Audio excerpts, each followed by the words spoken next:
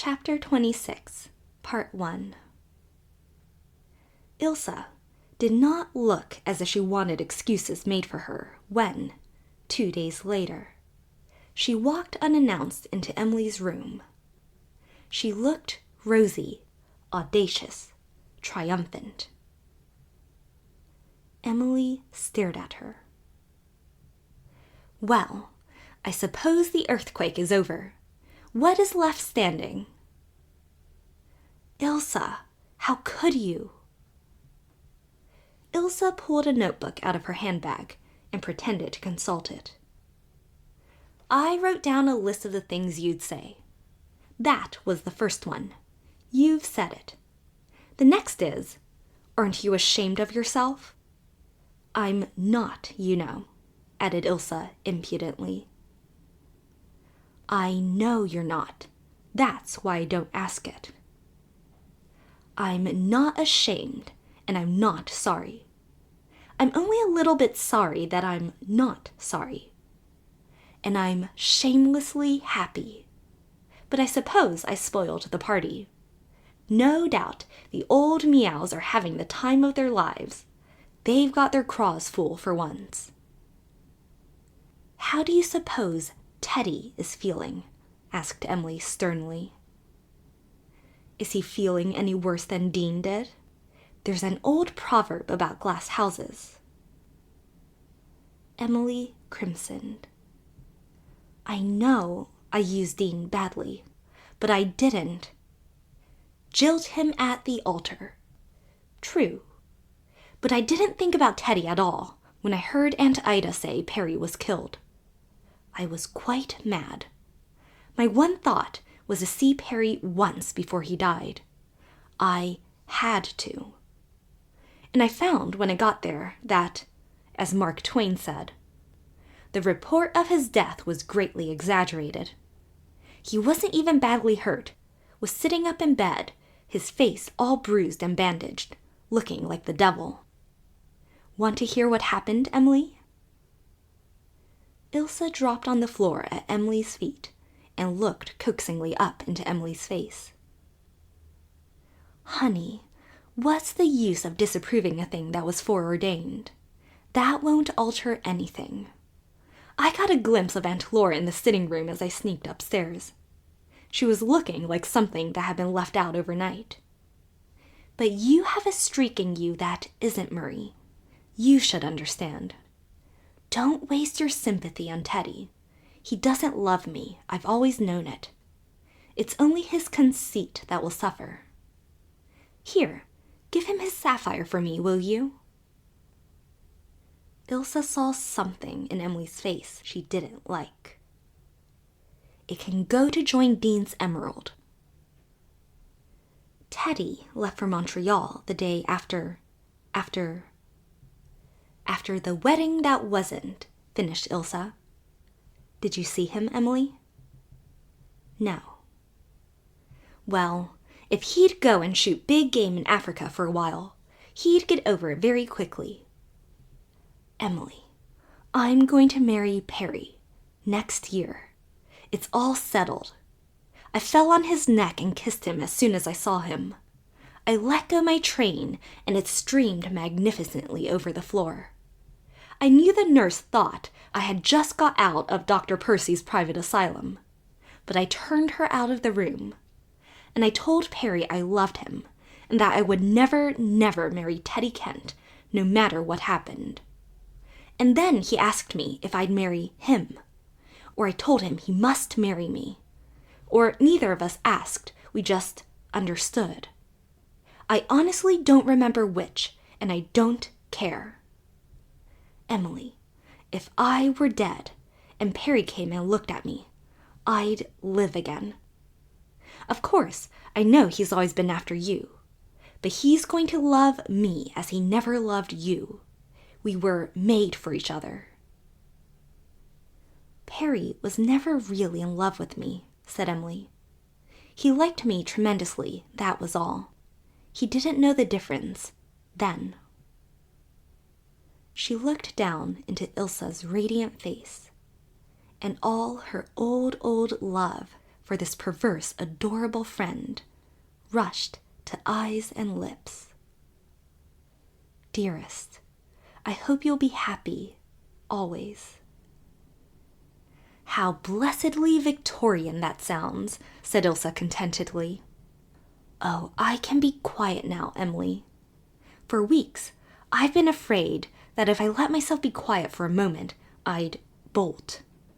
And I don't even mind if Aunt Jamie is praying for me. I rather hope she is. What does your father say? Oh, Dad. Ilse shrugged her shoulders. He's still in the clutches of his old ancestral temper. Won't speak to me. But he'll come round. He's really as much to blame as I am for what I've done. You know I've never asked anyone in my life if I could do a thing. I just did it. Father never prevented me. At first because he hated me. Then because he wanted to make up for hating me. I think you'll have to ask Perry sometimes if you can do things. I won't mind that. You'll be surprised to see what a dutiful wife I'll make. Of course, I'm going right away. Back to work. And in a year's time, people will have forgotten. And Perry and I will be married quietly somewhere. No more rose point veils and oriental trains and clan weddings for me. Lord, what an escape. Then, minutes later, I'd have been married to Teddy. Think what a scandal there'd have been then when Aunt Ida arrived. Because I'd have gone just the same, you know. Part 2. That summer was a hard time for Emily. The very anguish of her suffering had filled life. And now that it was over, she realized its emptiness. Then, too, to go anywhere meant martyrdom. Everyone talking about the wedding, asking, wondering, surmising. But at last, the wild gossip and clatter over Ilse's caditos have finally died away, and people found something else to talk about. Emily was left alone. Alone. Aye, that was it. Always alone. Love, friendship, gone forever. Nothing left but ambition. Emily settled herself resolutely down to work. Life ran again in its old accustomed grooves. Year after year, the seasons walked by her door. Violet-sprinkled valleys of spring, blossom script of summer, minstrel firs of autumn, pale fires of the Milky Way on winter nights, soft new-mooned skies of April, gnomish beauty of dark Lombardies against a moonrise, deep of sea calling to deep of wind, lonely yellow leaves falling in October dusks, woven moonlight in the orchard. Oh, there was beauty in life still, always would be. Immortal, indestructible beauty beyond all the stain and blur of mortal passion. She had some very glorious hours of inspiration and achievement. But mere beauty, which had once satisfied her soul, could not wholly satisfy it now. New Moon was unchanged, undisturbed by the changes that came elsewhere. Mrs. Kent had gone to live with Teddy. The old tansy patch was sold to some Halifax man for a summer home. Perry went to Montreal one autumn and brought Ilse back with him.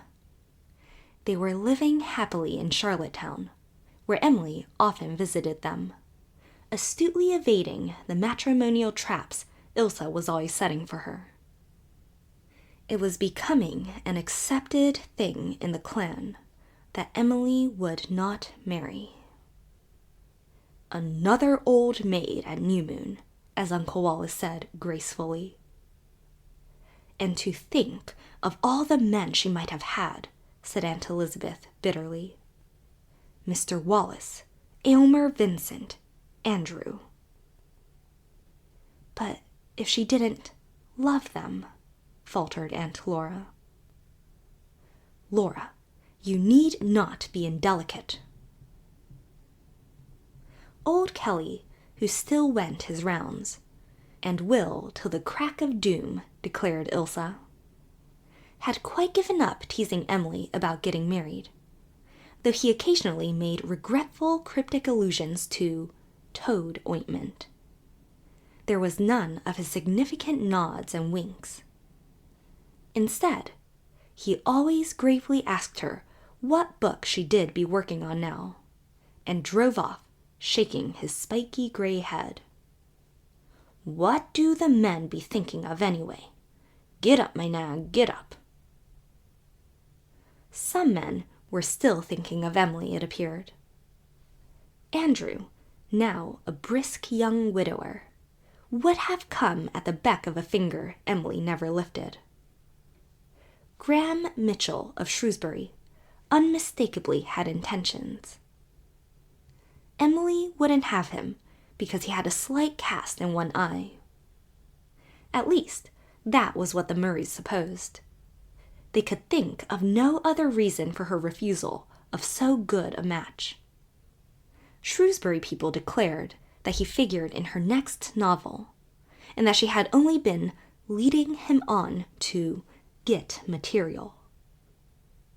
A reputed Klondike millionaire pursued her for a winter, but disappeared as briefly in the spring. "Since she has published those books, she thinks no one good enough for her," said Blairwater folks. Aunt Elizabeth did not regret the Klondike man.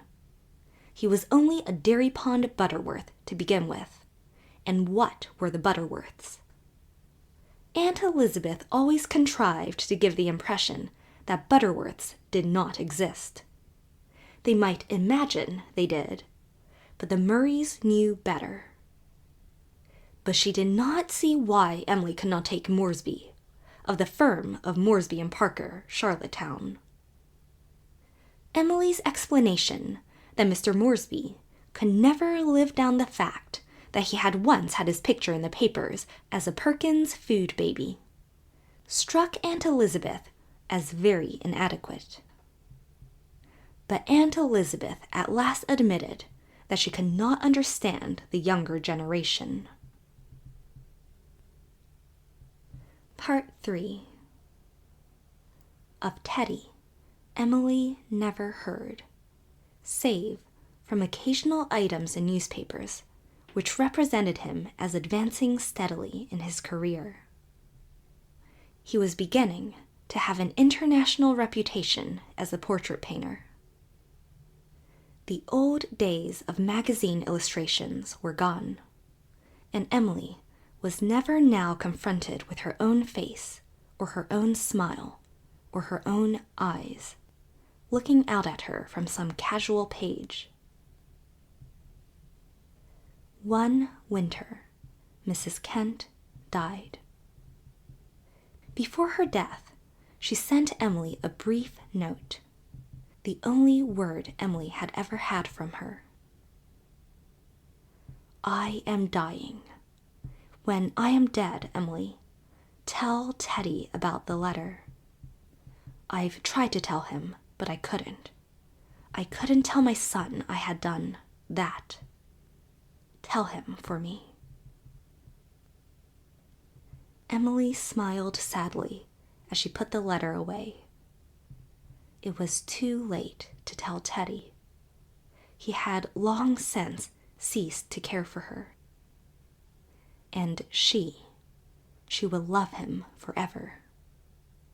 And even though he knew it not, surely such love would hover around him all his life, like an invisible benediction, not understood but dimly felt, guarding him from ill and keeping from him all things of harm and evil. Part 4. That same winter it was bruited abroad that Jim Butterworth of Dairy Pond had bought, or was about to buy, the disappointed house. He meant, so rumor said, to haul it away, rebuild and enlarge it. And doubtless, when this was done, he would install therein as mistress a certain buxom, thrifty damsel of Dairy Pond, known as Geordie Bridges Mabel. Emily heard the report with anguish. She slipped out that evening in the chill spring dusk and went up the dim, overgrown path over the spruce hill to the front gate of the little house like an unquiet ghost. Surely it couldn't be true that Dean had sold it. The house belonged to the hill.